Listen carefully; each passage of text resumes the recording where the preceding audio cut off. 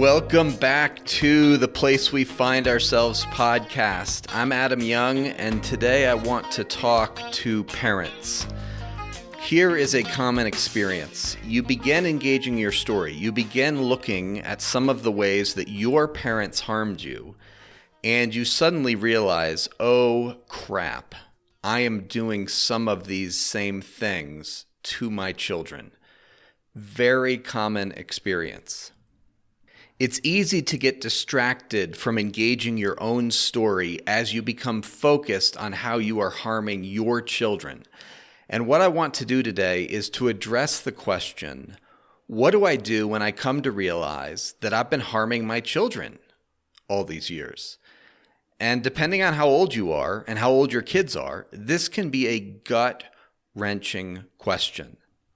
So first of all, let me say this. If you are feeling guilt because you are coming to see how you have harmed your children, there is something holy about that guilt. The guilt means that your heart is broken over the fact that you have harmed your kids. And the guilt is telling you, okay, something needs to be addressed here. I have said and done some things, or not said and not done some things that have hurt my children, and I want to make it right. You need to own the fact that your broken heart is evidence of your holiness. It's evidence of your deep desire to love your children better. So before addressing the question of, okay, what do I do now that I see I've been harming my children? Let me say some things about parenting in general. Here's the bottom line with parenting. It's my favorite paraphrase of the Faulkner line. The past isn't dead. It's not even past. In other words, your past experiences in life are profoundly influencing how you interact with your children. They are profoundly influencing how you parent. Every parent knows what it's like to lose it with their children.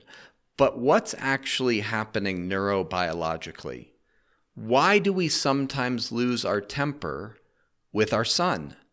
Or why do we sometimes just walk out of the room because we can't stand engaging any longer with our daughter? Most parenting failures are caused by dysregulation in the parent. If the language of affect regulation is new to you, please go back and listen to podcast episode 20 titled Affect Regulation, Why It's Critical for Everyday Life. Because affect regulation is extremely important when it comes to parenting. Most parenting failures are caused by dysregulation in the parent. And dysregulation is caused by unprocessed trauma and harm from your past.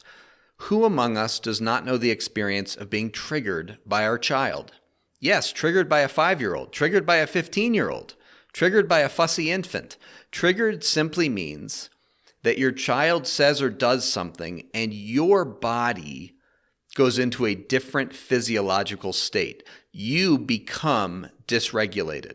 When this happens, when we become dysregulated as we are dealing with our child, we tend to react emotionally and impulsively. Suddenly, we are not being the parent that we long to be. But why? What's going on? Issues from your past are being activated. In other words, you are remembering something from your past. Is remembering the correct verb? It is. Neurobiologically, it is. Your brain is calling something to mind from your past, but you don't have the sensation of recall. That's called implicit memory. And if you want a refresher on implicit memory, you can go back and listen to podcast episode 11. It's a very important concept to understand. Here's an example to illustrate how issues from your past can become activated as you are parenting. Suppose when you were a boy or a girl, you were not allowed to cry.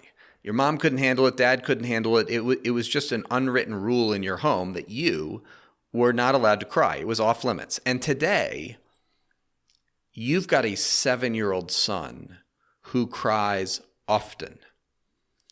Whenever his crying drags on for longer than you think is appropriate, something inside your body begins to change. You get amped up inside with both panic and anger. You get dysregulated. Now, what's going on? Why does the crying of your 7-year-old cause your body to become dysregulated? Perhaps your unengaged heartache of not having space to cry when you were a child is playing a role. It's this sense of, look, I held it together as a kid. I never cried. So why can't my 7-year-old get it together? Have you named the reality that you are not allowed to cry as a boy or as a girl? Have you grieved about the particular losses that are bound up with that reality that you were not allowed to cry? Without that space for grief, it is very likely that your inability to cry as a girl or as a boy is contributing significantly to your diminished tolerance for your son's crying. Until you address this part of your story, your body is going to dysregulate when your 7-year-old won't stop crying. So you react to your son's crying. How? You either ignore him completely, leave the room, or you raise your voice, scream at him, tell him to knock it off. What's going on? What's going on is that your son's crying is actually dysregulating you, because his crying is connecting you to a part of your story that has not been engaged and therefore has not been integrated in your brain. And so your brain becomes dysregulated and you become hyper-aroused with anxiety and anger. Now, what does this do to your son? It teaches him that crying is not allowed, that crying makes mom or dad super upset. And so your son loses the ability to tolerate and integrate the big emotions that make him cry in the first place. And so the process of generational wounding continues. Your parents couldn't tolerate your crying as a child, and now you cannot tolerate your son's crying. But notice something. What is driving your upset at your son? It's not actually his crying. Not really. Rather, you are yelling at your son because you're trying to get your dysregulation to stop. When he cries, you get dysregulated. And when we are dysregulated, we will usually do whatever it takes to get regulated again. The reason you are yelling at your son is not so much to get his crying to stop. It's to get your dysregulation to stop, to make it more comfortable to be in your body. So, summary. Your parenting failures are often bound up in your story. And engaging your own story is a prerequisite to being able to enlarge your window of tolerance and regulate your own affect when interacting with your children, no matter what age they are. So right now, I want you to be holding in your mind the possibility that there is a linkage between your parental failures and unaddressed parts of your story. Just hold some curiosity there. Could there be a linkage between the places where you mess up as a mother or father and unaddressed parts of your story? Now, let's shift to the main point of today's episode, which is, what are you supposed to do as you come to realize some of the ways that you have harmed your children? First of all, let me say this. As you are engaging your story, it can be very difficult to simultaneously see the ways that your parents harmed you and the ways that you are harming your children. Very difficult. It's this sense of being squeezed from both sides. You're looking at how your parents harmed you, you're looking at how you've harmed your kids, and you can feel squeezed. It's hard to hold both, and it is oh so easy to get distracted from your own story work by beating yourself up for harming your kids. That is so easy to do. So please do not let the harm that you are doing to your children distract you from continuing to do your story work in your family of origin. Okay, with that as prelude, let's talk about how you can respond when you realize that you're hurting your children. Without a doubt, not to beat a dead horse, but if you want to be a better parent, without a doubt, the single most important thing you can do has nothing to do with interacting differently with your kids. The single most important thing you can do is simply this: address your own story. As you realize that you are harming your children, the number one thing you can do to improve your parenting is to engage your own story in your family of origin growing up. I know this sounds strange, but it's research-based. This is science, not conjecture. It's data, not opinion. Here's how neuroscientist Dan Siegel puts it, but there is consensus among neuroscience with regard to this. Here's how he puts it. He says the best predictor of how our children will become attached to us, that is, how emotionally healthy they are, is how well we as parents have come to make sense of our lives, how well we tell a coherent story of our early life experiences. That's Dan Siegel. Now, did you hear that? What he's saying is that if you want your children to be emotionally healthy, the best way to do that is to make sense of your own developmental story. And by the way, Siegel has written an excellent book about this topic called Parenting from the Inside Out. Parenting from the Inside Out. I highly recommend this book if you're a parent. I want to emphasize this point about engaging your own story as the primary way you can improve your parenting. So let me quote another expert in the field. Christian neuroscientist Kurt Thompson says it like this. He says, look, we've done tons of research on parents and children. And when you look at the data about what makes a good parent good, the results are clear. It's not how many parenting classes you take. It's not how many parenting books you read. Rather, it is the degree to which you have made sense of your own developmental story. That's Kurt Thompson. So if you want to be a better parent, focus on yourself as a child. Do the reflective work to make sense of your own story when you were growing up, when you were a child. In some ways, I'm asking you to parent your younger self in order to be a better parent to your children. And this is true whether your children are in elementary school or in their 30s. Now, as you are reflecting on your story, try to make linkages between your story and those times you get dysregulated while interacting with your kids. In other words, become curious about when you get dysregulated with your children, rather than being furious with yourself for blowing it. Be curious about, why do I get dysregulated when my 7-year-old daughter does X? Or my 11-year-old son does Y? More often than not, your dysregulation is about your story, not their behavior, even when their behavior is atrocious.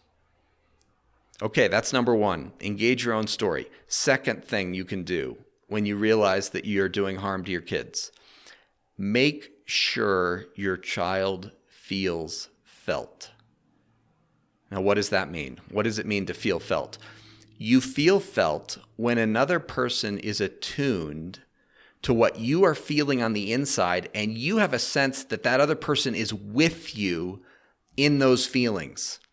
The mind has the capacity to resonate with what another person is feeling. When another person is aware of what you're feeling, and when that other person is connecting with you by being with you in those feelings, then you have this sense that you are being joined. It is that sense of someone being with you in your feelings. The word really, what we're talking about is empathy. When you have the sense that someone is empathizing with what you are feeling, that's what it means to have the experience of feeling felt. When your child has big emotions, they need you to join them in those feelings. They need to feel felt by you. They need to know that you are attuned to what they are feeling on the inside, and that you are willing to be with them in those big feelings. Now, the way you connect with your child emotionally, the way you join with them, is through the sharing of non-verbal signals. Non-verbal communication, not words. I'm all for words, but when it comes to emotionally connecting with your child, the key is your non-verbal communication. When you perceive the emotional state of your child, for example, when you realize that your child is feeling sad because he really wanted to play with his older brother and his older brother doesn't want to play with him, when you attune to your son's sadness about that, his disappointment, your mind has the ability to feel that sadness and that disappointment inside of your body. And this, of course, is empathy. Your mind has the ability to put yourself in your child's shoes. You can put yourself in the place of your 6-year-old son or your 36-year-old son. And if you let your mind really attune to your son's facial expression and tone of voice, then you will begin to feel inside your body something of what your son is feeling inside of his. When this happens, your facial expression and your tone of voice will shift. And your son will know that you are feeling something of what he is feeling. In that moment, he will feel joined by you and he will feel felt. This is incredibly healing. This is incredibly regulating for your child. This leads to secure attachment. It leads to emotional health. Here's how Siegel puts it. He says, moments of joining enable a child to feel felt, to feel that he or she exists within the mind of the parent. When children experience an attuned connection from a responsive, empathetic adult, they feel good about themselves because their emotions have been given resonance and reflection. Look, let me put it this way. What your child needs more than anything else is emotional connection with you. If you are not attuned to your child's emotional states, and if you do not let your mind empathize with their emotional states, i.e., if you don't allow your body to feel something of what your child is feeling, then your child will not feel joined by you. They will not feel connected to you. Remember, your child, like all of us, is created in the image of a triune God, a we and not an I. Therefore, your child's deepest need is connection, feeling joined, feeling felt.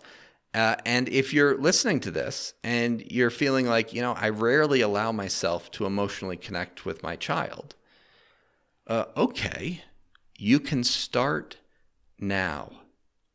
All harm can be repaired. All harm can be repaired. And by the way, do you see that what I'm talking about here is merely another manifestation of integration? Integration, the linking of separated parts, is what brings healing. When two separate parts, namely your mind and the mind of your child, those are two separate, differentiated parts, when those two parts are linked up and connected with each other, the result is healing. The result is integration. The result is a deeper measure of the Hebrew concept of shalom, wholeness. Differentiated parts linking up and coming together is what brings shalom. It's what brings peace, wholeness, healing. Everything I'm saying is true, even when you are in the midst of disciplining your child. So even in the midst of disciplining your child, this stuff applies. Here's how Siegel puts it. He says, the key to staying in connection with your child during times of discipline is to align yourself with your child's emotional state. When you're disciplining your child, the key, says Dan Siegel, is to align yourself with your child's emotional state. Let me give an example. What if your 6-year-old wants ice cream 20 minutes before dinner and he's whining about it and he's starting to throw a fit? You don't have to give your 6-year-old ice cream in order for your child to feel felt, to feel joined. Absolutely not. Feeling felt is not about getting what you desire. Feeling felt is about knowing that your parents understand what you're feeling inside your body as a 6-year-old, and that your parents are feeling those same feelings inside of their bodies, that your parents are empathizing with you.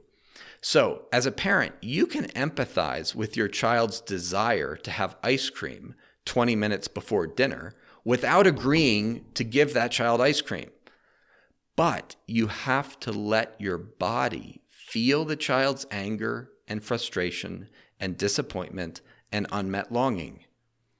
And once you feel something of those feelings inside of your own body, you might find yourself saying, I know you want ice cream right now, and that would be so yummy. And maybe you can have some after dinner, but it's almost dinner time. And you can't have any right now. Maybe later. Please understand, there's nothing magical about the words I just said.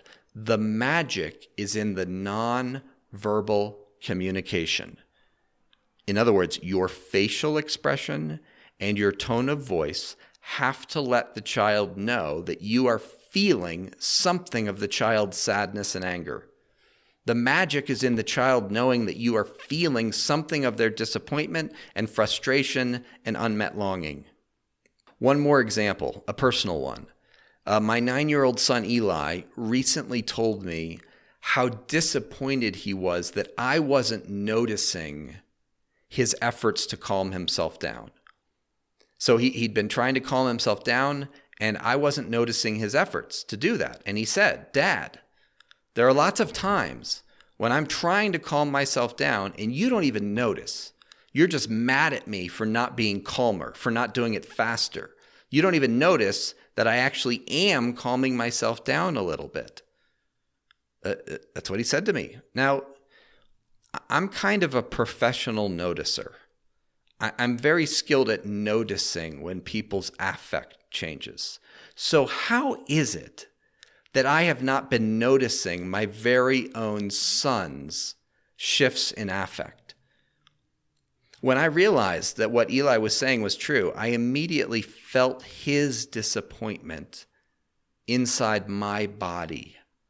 I imagined what it would be like if I was working hard as a 9-year-old to calm myself down and my dad didn't notice. But instead, he just got mad that I wasn't doing a better job at it.